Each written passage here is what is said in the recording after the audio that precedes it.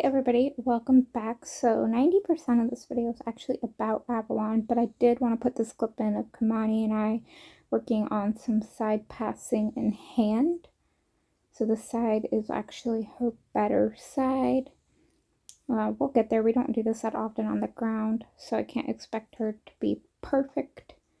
This is her more lazy side where she's more like, I'm not going to go straight. I'm going to use my shoulder. I'm going to walk forward more. So we will get there. So Avalon, you can see here I'm asking her to back up. She kind of throws her hip out. So I push her shoulder over, try to line her up, just tossing her head, walking away from me. Avalon is more of a fight than flight type of horse. Doesn't like any type of correction. So here I'm just kind of shaking the whip out of one side of her eye that she kept leaning to. You can see her ears are pinned, her head's real high. She doesn't really relax. She's trying to turn away and get away from me. So here I'm just shaking the whip a little bit louder, but you can see I'm not actually touching her, and she's shaking her head, throwing her head, swishing her tail, and I'm not even touching her. Gotta lick and chew there. So here I actually started recording because I had asked her to move over and she striked at me. As you see here, we're in a ditch and she tried to run through me. So I just gave her a little correction and asked her not to do that. Now, fun fact, I have actually taken her through this ditch multiple times on the ground. Here I'm trying to disengage her hindquarters. She has a very weak hind end. Chiropractor wants her doing hills, but this has a lot of loose gravel.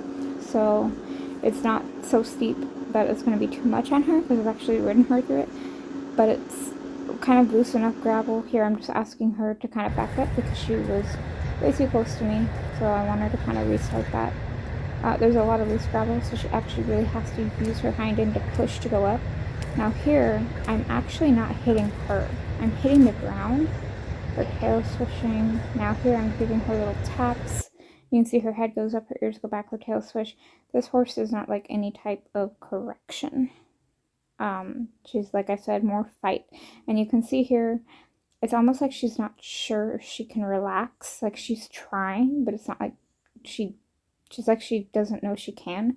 She did have a trainer, apparently, that worked with her before I bought her at her home, who apparently taught her to lunge, lead, and load, but she couldn't do any of those things.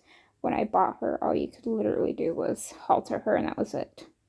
So here I'm asking her to yield her hindquarters. She has a habit of sometimes she yields, and other times she would rather move her shoulder away and kind of avoid pressure. So we're just doing some sending here, and I'm not really wanting her to speed up. I want her to kind of go slow. I want to slowly build up that muscle. I don't want to damage anything. That's hence why I'm not doing hill work right now. We're gonna work on some ditch work for a while, and then we'll go to hill work. But I like here, she was actually able to relax a little bit longer. And again, the whole reason I started filming is because I had given her a tap on the shoulder to get off me. She kind of walked on top of me, didn't want to go in the ditch, and she struck out at me. So, unfortunately, didn't catch that. So, here's kind of an example where I'm asking her to yield her hindquarters, and she'd rather lead off with her shoulder and kind of leave the situation, even though I'm not making any type of contact with her in the whip. So there, I kind of pushed my hand up to kind of ask her to move out, and she took it as a signal to trot. So I just kind of ignore it for a second and send her back through. And see there, she's kind of pulling through me. But I don't have to touch her or do any type of correction. So there, again, I asked her to move further out, and she takes it as a trot signal. First few times I try to just ignore it. After that, you'll see me wiggle the rope, back her up, other things to kind of correct her and say, hey, look, I'm not asking you to speed up. I'm asking you to move out. So here I have her on the grassier part, and she just kind of runs through me. So I pull her off her balance and send her through again. So there's a grassy flat part that's got a little bit of an uphill, downhill on each side of it. And then there's the side that we were going through a second ago that's just pure gravel. Now, it's not like dangerous gravel. I've ridden horses through it, so perfectly safe. So right there again, she ran through me. I just pull her off her balance and make her stop and think. I don't want her just running through. Eventually, I'll have her run through it, but right now, I want her to be able to stay calm and relaxed. And send her up here. She thought about speeding up, then she didn't. I had her go up the steeper part here and change direction. She's changing direction pretty nicely.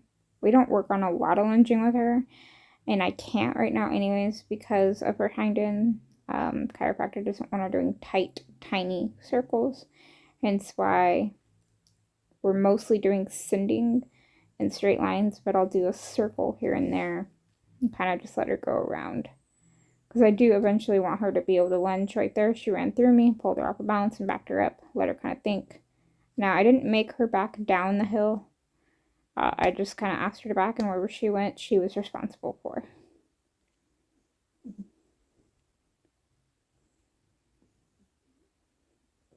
But hence why we're doing mostly sending, because it's straight lines. But again, like I was saying, I'd rather her be able to go in a circle too. So, I mean, it was a fairly good session, and she's more relaxed now than she was at the beginning of the clips. Hope you guys enjoyed this little video. Bye!